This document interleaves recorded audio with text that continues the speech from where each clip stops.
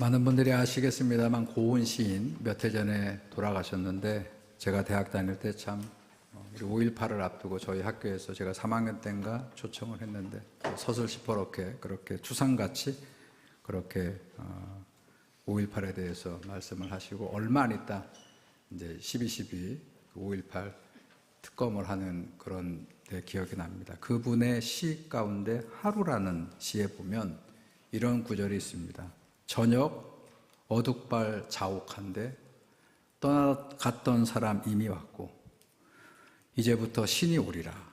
저벅저벅 발소리 없이 신이란 그 모습도 소리도 없어서 얼마나 다행이냐. 그렇습니다. 하나님은 소리도 모습도 없이 항상 우리를 찾아오십니다. 모습도 그리고 소리도 없이 우리를 찾아오시는 하나님을 우리가 들을 수 있고, 또 우리가 믿음의 눈으로 볼 수 있는 것이 그게 신앙이다, 그렇게 말씀할 수 있어요. 오늘 우리가 함께 읽은 본문에 나오는 이 유명한 엠마오로 가는 두 제자 이야기. 자, 엠마오로 가는 고향이죠. 자기들의 고향으로 지금 낙향합니다. 금이 환향이 아니고 투덜투덜 낙향하며 내려가는 두 제자를 부활하신 주님이 찾아오셔서 그 길을 함께 걷습니다. 그리고 그들의 얘기를 들어줘요. 대화를 하는 게 아니고 그 두 제자가 하는 모든 말을 듣고, 그리고 그때그때마다 한 말씀씩 해주는데, 오늘 우리가 읽었습니다만 이 두 제자가 얼마나 그 존재 자체가 위로가 됐던지, 날이 기울어 가니까 저 앞에 보이는 주막에 들어가서 함께 유아사 하룻밤 머물고 우리들의 얘기도 좀 들어주시고, 그리고 우리들에게 하실 조언도 좀 해주시고, 그래서 드디어 그 주막에서 이제 저녁 식사까지 함께 나누었다. 근데 그렇게 가까이에서 대화를 나누고 함께 식사를 나누었음에도 불구하고 이 두 제자는 이분이 주님이신 줄을 몰랐다는 거예요. 자, 그러다가 함께 떡을 떼고 함께 잔을 나누고, 이거는 초대교회 공동체의 예배를 할 때 관용적 표현이에요. 떡을 떼고 잔을 나누는 거는 곧 우리는 성만찬, 그런데 그 자체가 당시에는 아주 중요한 초대교회 예배를 드리는 가운데 하나님께서 두 제자들의 눈을 열어주셨다. 이게 중요합니다. 주님께서 그들의 눈을 열어주시자 비로소 그들이 이분이 부활하신 주님인 줄 알아보았다. 그리고 그들의 마음이 뜨거워졌다라고 하는 게 오늘 본문의 증언입니다. 오늘 저는 이 지점을, 이 말씀을 여러분과 함께 은혜를 나누길 원합니다. 하나님께서 우리의 눈을 열어주셔야 된다는 것이, 우리가 눈을 크게 뜨고 보려고 하는 게 아니고 하나님이 우리의 눈을 열어주실 때, 자, 어떤 일이 벌어질까? 여러분, 창세기를 보게 되면 아브람과 사라 얘기 잘 아시죠? 아직 아브라함과 사레가 되기 이전에 아브람, 사라. 자, 이들에게 하나님께서 다짜고짜 찾아오셔서 언약을 하셨어요. 자, 아브라함에게 저 하늘을 보아라. 저 수많은 별처럼, 저 바닷가의 모래알처럼 많은 자손을 내가 너에게 주겠다. 그리고 그 자손들이 유리걸식하지 아니하도록 그 자손들이 살 땅도 내가 약속해 주겠다. 그런 언약을 아브라함에게 말씀하십니다. 자, 그런데 이 아브라함과 이 사라가 하나님의 언약을 기다리지 못해요. 자식이 나오지 않으니까 기다리지 못하고 한참을 지난 다음에 이 사라가 어떻게 했냐면 자기의 몸종인 하가를 자기 남편에게 같이 잠자리를 하게 해서 거기에서 자식을 얻지요.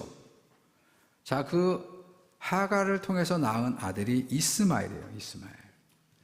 그리고 그것을 사라는 감사했어요. 내 아들이다. 남편의 씨니까 내 아들이다 하고 그 이스마엘을 아들처럼 생각을 하는데, 시시때때로 자기의 몸종이었던 하갈이 어떡하죠? 업신여기는 거예요. 이 자식이 있음으로 인해서 자식이 없었던 이 사라와 하갈이 전세가 역전이 된 거예요. 그런데 한 말도 못하고 그 수모를 겪고 있었는데, 그런데 시간이 흘러서 이 이스마엘이 한 서너 살쯤 될 때에 아브라함의 나이가 100세가 되고 사라의 나이가 90이 됐을 때 천사가 찾아와서, 그 오래전에 아브라함에게 75세 때잖아요. 75세 때 약속했던 그 약속이 이제 내년에 이루어질 것이다. 그래서 이 아브라함과 사라가 누구를 안지요? 약속의 아들인 이삭을, 떡두꺼비 같은 아들을 품에 안게 되는 것이요. 이때부터 다시 역전됩니다. 그동안 나를 업신여기고 이 눈에 가식 같은 저 하갈, 그리고 그동안은 이 품에 앉은 이삭이 없을 때는 내 자식이겠거니 하고 봤던 그 이스마엘이 그렇게 눈에 거스르는 거예요. 그래서 이 사라가 어떡하죠? 다시 아브라함 남편을 닥달합니다. 그 결과가 어떻게 됐느냐? 어떻게 됐죠? 쫓겨납니다. 본문에 보게 되면 어디로 쫓겨가느냐? 광야로 갔다. 광야는 이렇게 이해하시면 돼요. 그냥 사막으로 쫓겨났다가 아니고 사람이 살 수 없는 지경이 됐다는 것이에요. 사라와 이스마엘은 더 이상 살 수 없습니다. 그 이어지는 내용을 보게 되면 그 광야에서 다 죽게 된 거예요.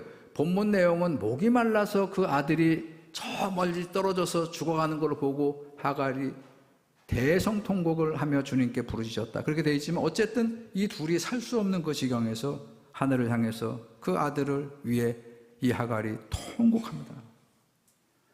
자, 그때 하나님께서 그 하갈의 통곡하는 소리를 들어주셔요. 자, 그 본문을 한번 찾아볼게요. 제가 지금 드렸던 배경의 본문에 창세기 21장 19절에 이렇게 기록되어 있습니다. 하나님이 어떻게 했다고요? 하갈의 눈을 밝히셨으므로 샘물을 보고 가서 오아시스를 발견한 거예요. 그 광야의 오아시스가 앞에 그동안 보이지 않던 오아시스가 딱 있어서 가죽 부대에 그 샘물을 채워다가 죽어가는 이스마엘에게 마시게 하였더라. 이렇게 되어 있어요. 여러분, 하갈이 사실은 죽어가는 아들을 보면서 그렇게 대성통곡을 하기 전에 얼마나 물을 찾았겠어요. 이 두 모자가 살기 위해서 얼마나 발버둥을 쳤겠습니까? 그런데도 보이지 않았던, 찾을 수 없었던, 그래서 눈에 넣어도 아프지 않은 이 불쌍한 아들이 저렇게 맥없이 죽어가는 것을 그저 통곡하면서 지켜볼 수밖에 없었는데, 그런데 하나님이 그의 눈을 열어주시니까 뭐를 발견했어요? 뭐를 발견했습니까? 살길을 발견한 거예요. 여러분, 샘물을 발견한 거예요. 오아시스를 그가 발견할 수 있게 되었다. 여러분, 저는 이 말씀을 읽으면서 이 성경 얘기는 저는 항상 우리의 이야기로, 우리 인생의 이야기로 가져와서 항상 우리가 다시 살피고 읽고 해석해야 되는데, 우리 인생을 살아가면서 정말로 눈앞이 캄캄해질 때가 있잖아요. 우리 지금 가정에 다니니까 많아요, 그런 경우의 수는. 근데 가정에 다니니까 우리 자식 때문에, 우리 특별히 자식 키우다가 자식이 지금 오늘 이 이스마엘처럼 내가 내 힘으로 어떻게 할 수 없는 그런 상황과 지경에 처해서 그렇게 어려움을 겪는 그런 부모들 마음 아시겠죠? 이래도 안 되고 저래도 안 되는, 어디에도 희망을 둘 수 없고 마치 벼랑 끝에 선 것과 같고 도무지 해결할 수 있는 기미가 보이지 않고 모든 출구가 막혀 있고, 이게 헬라어로 아포리에라고 하거든요. 출구가 사라져버린 그런 절박한 그런 상황에서 바로 그때 하나님을 믿는 백성들인 바로 그때 그 모든 출구가 막혀 있을 때, 사방이 다 막혀 있을 때, 그때 어디는 열려 있죠? 하늘이 열려 있으니까 그 하늘을 향해서 오늘 하갈처럼 대성통곡하며 부르짖었더니 하늘에서 이 하갈의 눈을 열어주셨다는 것이요. 여러분, 하나님께서 우리의 눈을 열어주신다는 것이요. 여러분, 이게 얼마나, 이게 우리가 신봉사가 눈을 못 뜨고 있다가 보지 못하다가 번쩍 떠서 눈을 떴다는 얘기가 아니에요. 지금 상황은 아무것도 바뀐 게 없어요. 여전히 사막이고 여전히 광야고, 그런데 그동안 인지하지 못했던, 그동안 눈을 뜨고 있으면서도 볼 수 없었던 그 샘물을 하나님께서 눈을 뜨게 하시니까 보게 되었다. 여러분, 저는 우리 인생이, 우리 교회가, 이 나라가 하나님이 우리의 눈을 뜨게 하실 때, 그때 우리는 이 모든 문제를 극복하고 이겨내고 앞으로 살 길을 향해 나갈 수 있는 길이 열린다 하는 그런 마음을, 그런 믿음을 다시 한번 이 말씀을 묵상하며 마음에 생각해 보시기 바랍니다. 하나님께서 이 하갈의 눈을 뜨게 하시고 하나님께서 우리의 눈을 열어주시면 어떤 일이 벌어지느냐?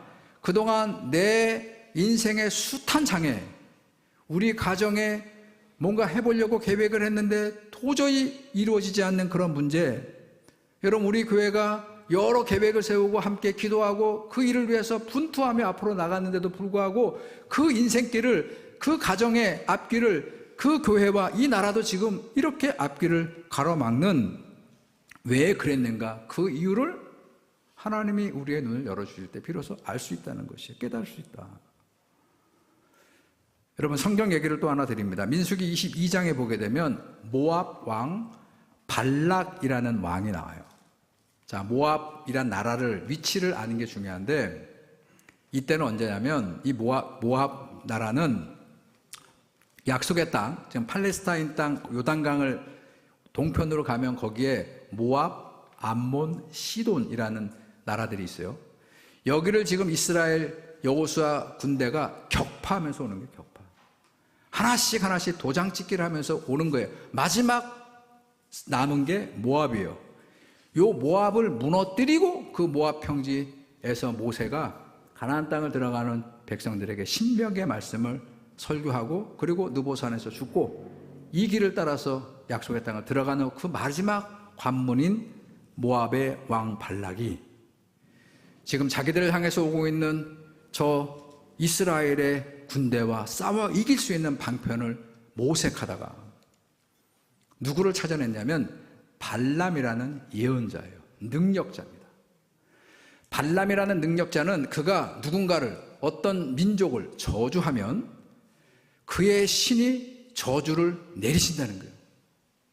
그래서 이 발락 왕이 돈으로 엄청난 금은 보화와 그리고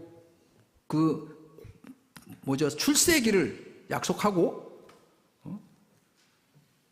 그리고 그 발람을 돈으로 매수해서, 자, 그래서 이스라엘 군대를 저주해달라, 그렇게 요청했어요. 그 뇌물에 눈먼 이 발람 예언자잖아요. 이 종교인이 지금 뇌물에 자기 어떤 그 출세에 눈이 멀어가지고 이 발람 왕을 도우러 시종을 데리고 나귀를 타고 지금 모압 땅을 향해서 가고 있는 거예요. 그런데 한창 그 길을 가고 있는데 갑자기 그 앞길을 가던 나귀가 멈춰섭니다. 왜 그랬느냐 그랬더니 여호와께서 보낸 사자가 그 발람의 길을 막으셨다는 거예요.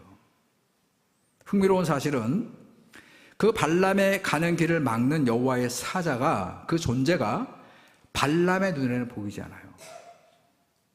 그런데 발람을 태우고 가는 나귀의 눈에는 그 사자가 보였다는 것입니다. 칼을 차고 그 앞을 가로막는 여호와의 군대 장관인 이 사자를 본 나귀가 어떡하죠? 멈춰서는 거예요. 꼼짝없이 멈춰서서 가질 않습니다. 그러니까 그 시종을 명해서 이놈의 나귀가 왜 안 가냐고 채찍을 쳐라. 에잇 하고 채찍을 치니까 이번에 어떡합니까? 담벼락에 붙어가지고 나귀가 꼼짝을 하지 않는 거예요. 더 쳐라. 매우 쳐라 그래 또 때리니까 길바닥에 주저앉아서 이번에는 미동도 하지를 않는 거예요. 갈 길은 바쁜데 화가 머리끝까지 난 이 발람이 거 가가지고 몽둥이 하나 가져와라. 그래서 그 몽둥이로 나귀를 몇 대 때리니까 어떤 일이 벌어지죠? 나귀가 입을 벌려 말을 했다는 것이에요. 발람을 꾸짖었다는 것이에요. 나귀가 꾸짖은 것입니까? 하나님께서 나귀의 입을 통해서 그 돈에 매수된 그 예언자를 엄하게 꾸짖었다는 것이에요. 자, 그 상황을 소개하는 본문 한 절을 보겠습니다. 민수기 22장 32절입니다. 자, 그때에 이거 띄워주셔야 되는데 방송실. 자, 제가 지금 민수기 22장 31절이에요. 그때에 제가 지금 나왔네요. 자, 제가 지금 설명드린 그 상황 아래에서 여호와께서 어떻게 하셨다고요? 발람의 눈을 밝히시매. 그동안은 보지 못했던 그 발람의 눈을 나귀가 소리치고 꾸짖으니까 그때야 비로소 그의 눈이 밝아져서 나귀가 보았던 여호와의 사자가 손에 큰 칼을 들고 그 길을 막아선 것을 보고 그를 경배했다. 여러분, 우리가 이 경험하지 않아요? 우리가 계획했던 일이 잘 되면 술술 풀렸으면 좋겠는데 그렇지 않고 진척이 되지 않고 오히려 자꾸 일이 꼬이고 자꾸 어려움이 계속 가중되면 그러면 우리는 어떡하죠? 애꿎은 나귀만 두들겨 패죠. 엉뚱한 데다가 화풀이하고 엉뚱한 데다가 시간을 보내기 일쑤입니다. 다시 묻습니다. 지금 발람이 가는 길을 누가 막는 거예요? 누가 막은 거예요? 나귀입니까? 하나님이 막으시는 거예요. 나귀가 꼼짝하지 않고 태만하도록 만들어서 하나님이 이 길을 못 가게 한 것은 발람을 망하게 하는 거예요. 이 예언자를 망하게 하고 예언자를 실패하게 하기 위해서 그 길을 못 가게 막으신 거예요? 아닙니다. 발람을 지키시는 거예요.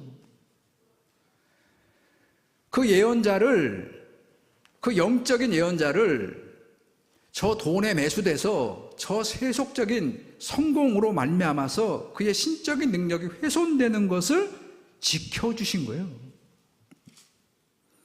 문제는 뭐냐면 눈이 발람처럼 띄어지기 전까지는 그걸 사람들은 인정하지 못한다는 거예요.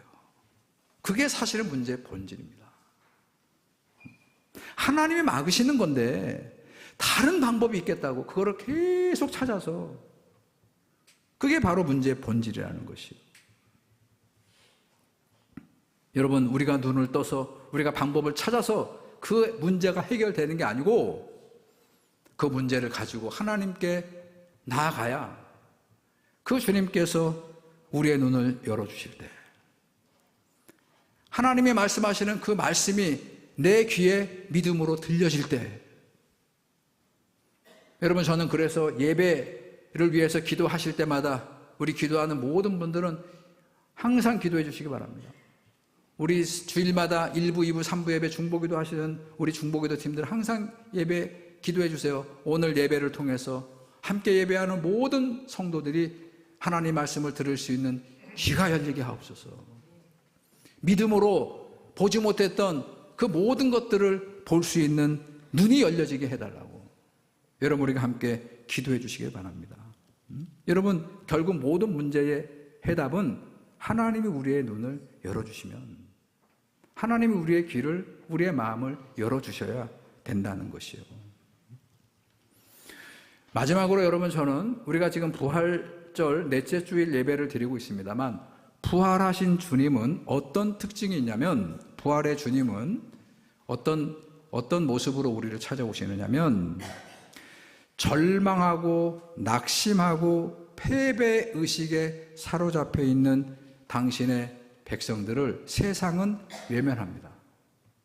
그런데 바로 그 절망과 낙심과 패배의식에 사로잡혀 있는 당신의 백성 곁에 부활의 주님은 찾아오신다는 거예요. 그리고 뭘 하시느냐? 아무것도 묻지 않고 그냥 그 길을 함께 걸어가 주시는 거예요. 여러분, 세상에서 잘 나갈 때, 성공 가도를 달리고 있을 때 사람들이 몰려오죠. 다 친구 되려고 하고.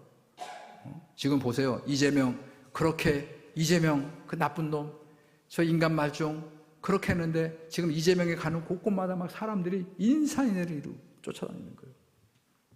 왜? 그 성공할 것 같으니까. 제가 정확히는 모르겠는데 대통령이 우리나라의 대통령이 대통령으로 당선이 되면 3천 개의 자리에 사람을 보낼 수 있다고 그러죠. 그냥 일반 직장이 아니에요. 꽤 그래도 직급이 있는 장관 지명뿐만이 아니라 한 3,000개 이상의 자리. 그러니까 지금 저마다 정치하는 사람들은 다 쫓아다니는 거예요. 그 뉴스 같은 거 보세요. 어떡하든지 얼굴을 가까이서 좀 가까이 있는 게 하고 그러는데, 어쨌든 우리가 성공가다를 갈 때 사람들은 우리를 찾아오지만 우리가 절망하고 실패하고 일이 잘 풀리지 않을 때 사람들은 우리를 멀리합니다. 근데 그때 바로 부활하신 주님은 그런 우리들을 찾아오셔서 내 옆에서 이 절망의, 이 낙심의 길을 함께 동행해 주신다는 거예요. 엠마오로 가는 두 제자는 바로 엊그제 예루살렘에서 십자가에 죽은 예수님을 잃어버린 상실감, 그분에게 잔뜩 기대를 했다가 지난 3년 동안 정말로 꿈같은 시간을 보냈다가 맥없이 그분이 십자가에 죽은 것을 통해서 절망을 하고 지금 낙향을 하고 있잖아요.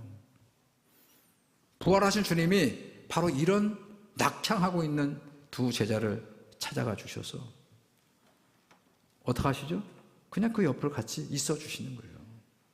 여러분, 주님이 뭘 대단한 걸 해주시는 게 아니에요. 근데 그게 대단한 일이라는 거예요. 우리 옆에 있으면서 그들의 얘기를 들어주시는 겁니다.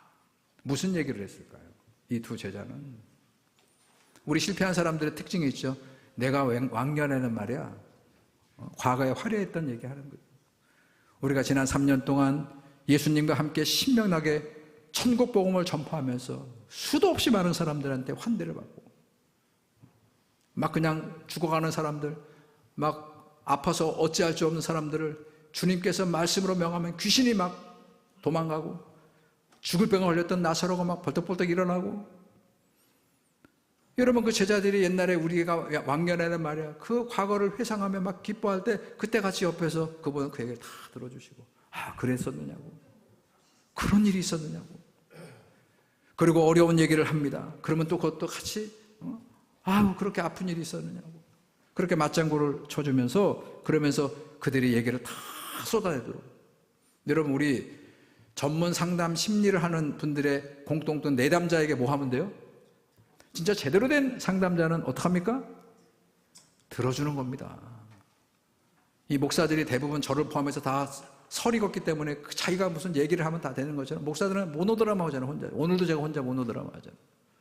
이게 영성의, 이게 지금 개신교 영성은 이게 목사 혼자 떠들게 돼 있으니까. 근데 제가 목회 상담을 전공을 하지 않았습니다만, 우리 교수님, 정태기 교수님이 항상 우리한테 내담자는 내담자 얘기를 들어줘야 된다.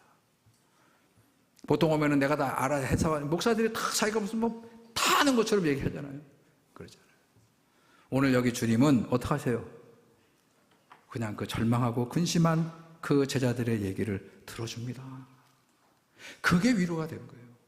그 자체가 위로가 됐던 것 같아요. 그러니까 저 앞에 주막이 보이니까 오히려 하룻밤 더 우리 방 있어 달라고, 그 방을 잡고 그분에게 더 얘기하고 싶고, 그분이 군데군데에서 맞장구 쳐주고 얘기하는 것이 그렇게 아무것도 아닌데 위로가 되고, 그래서 함께 지금 식사를 나누고 식탁을 나누다가 비로소 주님께서 이 두 제자의 눈을 열어주시니까 이분이 바로 부활하신 주님임을 알아보고, 어떡합니까? 이게 중요합니다. 우리가 부활하신 주님을 만나고 그 다음이 중요해요. 어떻게 했죠? 자기가 낙향에 갔던 엠마오를 가던 길을 끝내고 다시 돌아서 다른 제자들이 남아있는 예루살렘으로 갔대잖아요. 다시 예루살렘으로 올라가서 뭐 하는 겁니까? 내가 부활하신 주님을 만나느라고. 이 부활의 증인이 되었다는 것이에요.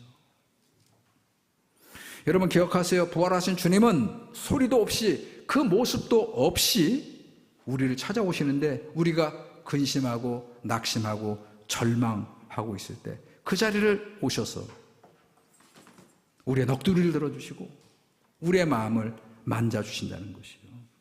여러분 기억하세요. 내가 실패했다고, 내가 절망했다고 주님이 떠난 게 아니란 말이에요. 오히려 내가 실패했고 절망했고 아파하기 때문에 그분은 가까이 와 있는데, 가까이 와 계신 그분을 알아보지 못하는 게 나이지, 주님은 잘 나가는 사람들보다 그 길이 막히고 어려움을 겪고 있는 우리들을 찾아오신다는 거예요.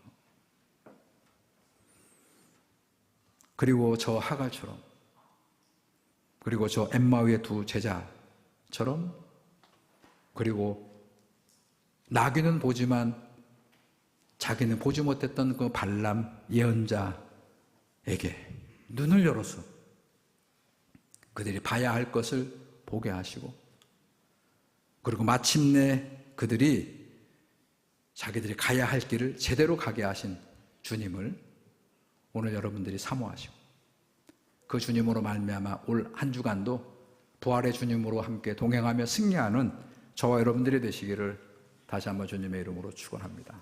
좋으신 하나님, 오늘도 엠마오로 가는 두 제자의 이 본문 말씀을 통해서 우리를 깨닫게 하시고 우리가 들어야 될 말씀을 듣게 하시며, 바라기는 우리의 눈도 열려져서 주님의 그 길을 신실하게 따라가는 그런 주님의 제자들이 다 되기를 원합니다. 특별히 개인적으로 여러 가지 이유로 낙심하며 절망한 성도들을 주님 찾아가 주시고, 우리 가정이 이 가정의 달에 오히려 부모와 자식 간에, 형제 간에 아픈 상처로 얼룩져 있는 그 성도들의 마음도 주님 찾아가 주시고, 우리 전주중앙교회도 어찌할 바를 모르는 이 상황에 주님 찾아와 주시고, 지금 이 백척간도에 서 있는 이 나라 대한민국 이 위에도 주님이 함께 찾아오셔서 우리의 눈을 열어 주옵소서. 우리가 봐야 될 것을 보게 하시고 샘물을 발견하게 하시는 은혜가 충만케 하여 주시옵소서. 예수님의 이름으로 기도드렸습니다. 아멘.